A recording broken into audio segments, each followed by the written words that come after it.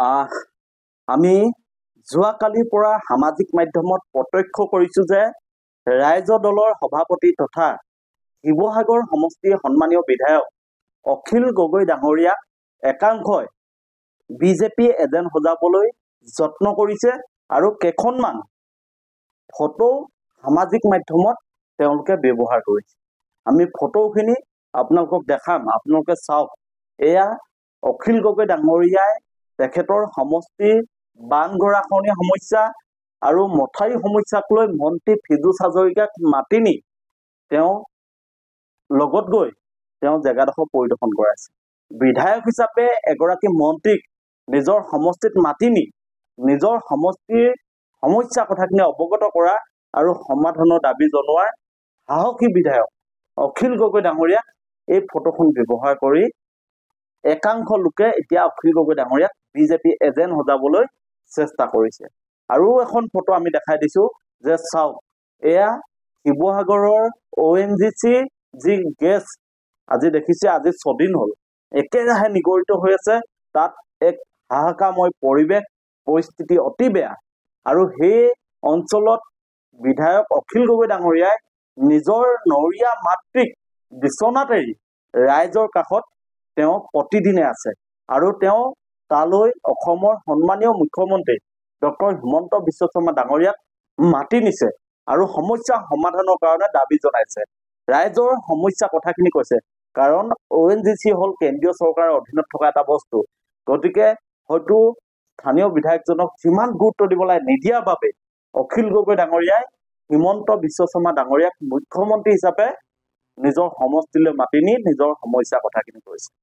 এতিয়া নিজৰ সমষ্টিৰ সমস্যাবোৰ সমাধান কৰিবৰ কাৰণে তেওঁ বিধায়ক হিচাপে তেওঁ মুখ্যমন্ত্ৰী বা মন্ত্ৰীক লগ নকৰিব নেকি? নিজৰ সমষ্টিৰ সমস্যা কথাবোৰ নকব নেকি? কেৱল বিৰোধী ভূমিকা পালন কৰি থাকিলেই তেওঁ সমষ্টিৰ উন্নয়ন হ'ব নেকি? এই প্ৰশ্ন আমি এইটো কাৰণে কৰিছো, আমি দেখিছো যে বিধানসভাত অখিল গগৈ ডাঙৰীয়াৰ বাহিৰে বাকী যিসকল বিৰোধী বিধায়ক আছে তেখেতলোকে মৌন হৈ থাকে। তেখেতলোকে কেতিয়াও মাত নামাতে।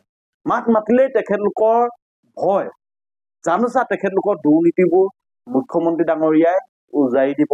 মন্ত্ৰীসকলে যিহেতু জানে আগতে একেলগতে একেটা দলত থকা, গতিকে তেওঁলোকৰ দুৰ্নীতিবোৰ ইজনে সিজনৰ জানে।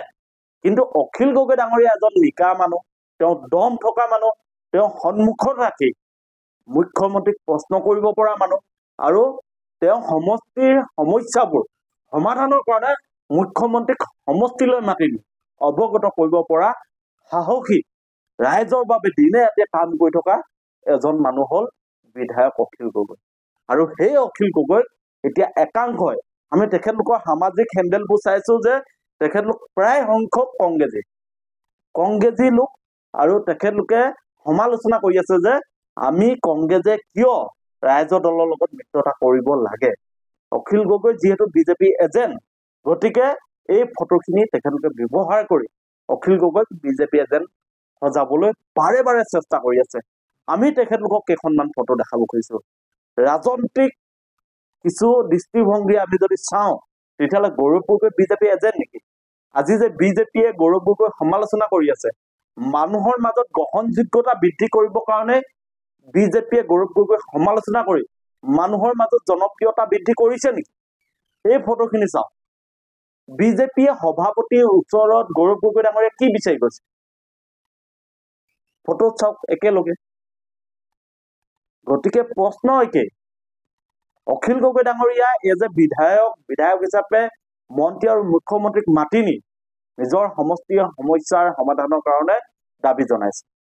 কিন্তু প্ৰশ্ন হয়, গৌৰৱ গগৈ ডাঙৰীয়াই দিলীপ শইকীয়াৰ ওচৰত, বিজেপি ৰাজ্যিক সভাপতি দিলীপ শইকীয়াৰ ওচৰত কি বিচাৰি গৈছে? হাজাৰ প্ৰশ্ন হাজাৰ উত্তৰ আছে। কিন্তু আমি মিত্ৰতাৰ খাতিৰত, আমি ভৱিষ্যতে যাতে আমাৰ মিত্ৰতা থাকে তাৰ খাতিৰত আমি এইবোৰ কথা আমি কোৱা নাই। কিন্তু শিৱসাগৰ সমষ্টিৰ সমস্যাবোৰ সমাধানৰ কাৰণে কিছু পদক্ষেপ লোৱাত কংগ্ৰেছৰ আপত্তি কি হ'ল? কংগ্ৰেছে কিয় এনেধৰণৰ নিগেটিভ প্ৰশ্নবোৰ কৰি আছে? আজি জনতাই কোন কংগ্ৰেছ, কোন ৰাইজৰ দল, কোন বিজেপি চাই থকা নাই। সমস্যাবোৰ তেনেকৈ ৰাজনৈতিক দলৰ মানুহক বাছি বাছি পোৱা নাই। সকলো মানুহ সমস্যাত পৰিছে। আজি শিৱসাগৰৰ যি সমস্যা, মথাউৰি ভাঙি বান গৰাখহনীয়া যি সমস্যা আছে, তাত মন্ত্ৰী ফিজুছ হাজৰিকাক জলসম্পদ মন্ত্ৰী হিচাপে মাতি অনাটো অখিল গগৈ ডাঙৰীয়া কেদিত এজন সফল বিধায়ক হিচাপে, সমষ্টিবাসী চিন্তা কৰা এজন বিধায়ক হিচাপে তেওঁ হয়তো দায়িত্ব। ঠিক তেনেকৈ ONGC যি গেছ লিক হৈ যি অভাৱনীয় পৰিস্থিতিৰ সৃষ্টি কৰিছে, এই সমস্যাবোৰ যিহেতু বিধায়ক পৰ্যায়ত সমাধান কৰিব পৰা কোনো কণ্ডিশ্যন নাই, গতিকে মুখ্যমন্ত্ৰী ডাঙৰীয়াক মাতিছে আৰু মুখ্যমন্ত্ৰী ডাঙৰীয়াই কৈছে যে এই সন্দৰ্ভত আমি প্ৰধানমন্ত্ৰীৰ লগত আলোচনা কৰিম। অৰ্থাৎ এইটো ৰাজ্যিক ইছ্যু হৈ থকা নাই বা স্থানীয় ইছ্যু হৈ থকা নাই, এইটো ভাৰতবৰ্ষৰ এটা সমস্যা কেন্দ্ৰিক বিষয় হৈ পৰিছে। কাৰণ এইটো কাৰণে আমি ভাৰতবৰ্ষৰ সমস্যা কেন্দ্ৰিক বিষয় বুলি কৈছো যে ONGCয়ে কেতিয়াও স্থানীয় বিধায়কৰ কথা নুশুনে, ONGCয়ে কেতিয়াও অসমৰ মুখ্যমন্ত্ৰীৰ কথা নুশুনে। ONGCৰ লগত যিহেতু ডাইৰেক্ট কেন্দ্ৰীয় চৰকাৰ জড়িত, গতিকে এটা কেন্দ্ৰীয় চৰকাৰৰ বিষয়, গতিকে সমাধানৰ কাৰণে কেন্দ্ৰীয় চৰকাৰৰ সহায় লাগিব। আৰু সেই কামটো কৰিবৰ কাৰণে অখিল গগৈ ডাঙৰীয়াই মুখ্যমন্ত্ৰী ডাঙৰীয়াক নিজৰ সমষ্টিলৈ মাতি আনি নিজৰ সমষ্টিৰ সমস্যাবোৰ ৰাইজক লগত লৈ তেওঁ অৱগত কৰিছে। গতিকে তেওঁ বিজেপি এজেণ্ট হৈ গ'ল নেকি? নিজৰ সমষ্টিৰ কাম নকৰিব নেকি? নিজৰ সমষ্টিৰ কাম কৰিবৰ কাৰণে তেওঁক সমষ্টি ৰাইজে ভোট দিছে। তেওঁ কংগ্ৰেছ বিজেপি ৰাইজৰ কৰিবৰ কাৰণে নহয়। ৰাজনীতি জেগাত থাকি ৰাজনীতি কৰিব, কিন্তু সমস্যা হলে একেলগতে মিলি সমাধানৰ কাৰণেও প্ৰত্যেকজন মানুহ একত্ৰিত হ'ব লাগিব। গতিকে আমি তেখেতলোকক আহ্বান জনাইছো যে সকলো বিষয়ত সমালোচনা নহয়, আহক আপোনালোকৰ লগে ভাগে আহক, আপোনালোকে ভিতৰি মিত্ৰতা কৰি আপোনালোকে মুখ্যমন্ত্ৰীৰ লগত মিলি, আপোনালোকৰ বিধায়কসকলে মুখ্যমন্ত্ৰীৰ লগত মিলি বিধানসভাত যে মনে মনে থাকে এই কথাবোৰ অকণমান চাব। গৌৰৱ গগৈ ডাঙৰীয়া এনে ক'বলগীয়া হোৱা নাই যে বিজেপি ভাইৰাছ লাগি থকা কংগ্ৰেছীসকলক অস্ত্ৰোপচাৰ কৰা হ'ব। এই কথাষাৰ কিন্তু কম দুখত এজন ৰাজ্যিক সভাপতিয়ে ক'বলগীয়া হোৱা নাই। এই কথাখিনি আপোনালোকে উপলব্ধি কৰিব। কেৱল সামাজিক মাধ্যমত অখিল গগৈ ডাঙৰীয়াক সমালোচনা কৰিলে এই সমস্যা সমাধান নহয়।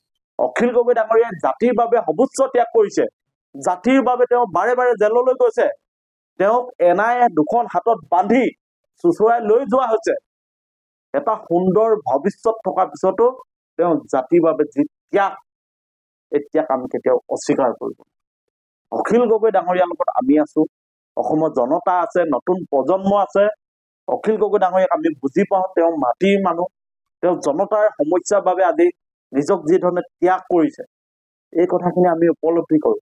আৰু অখিল গগৈ ডাঙৰীয়াক হকে বিহকে সমালোচনা কৰিলে পিছত আমাক দুখ দি লাভ নাই।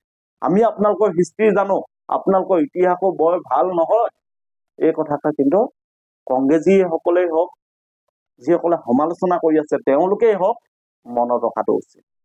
গতিকে সকলোকে আমি অনুৰোধ জনাইছো, প্ৰতিটো বিষয়ত সমালোচনা নহয়।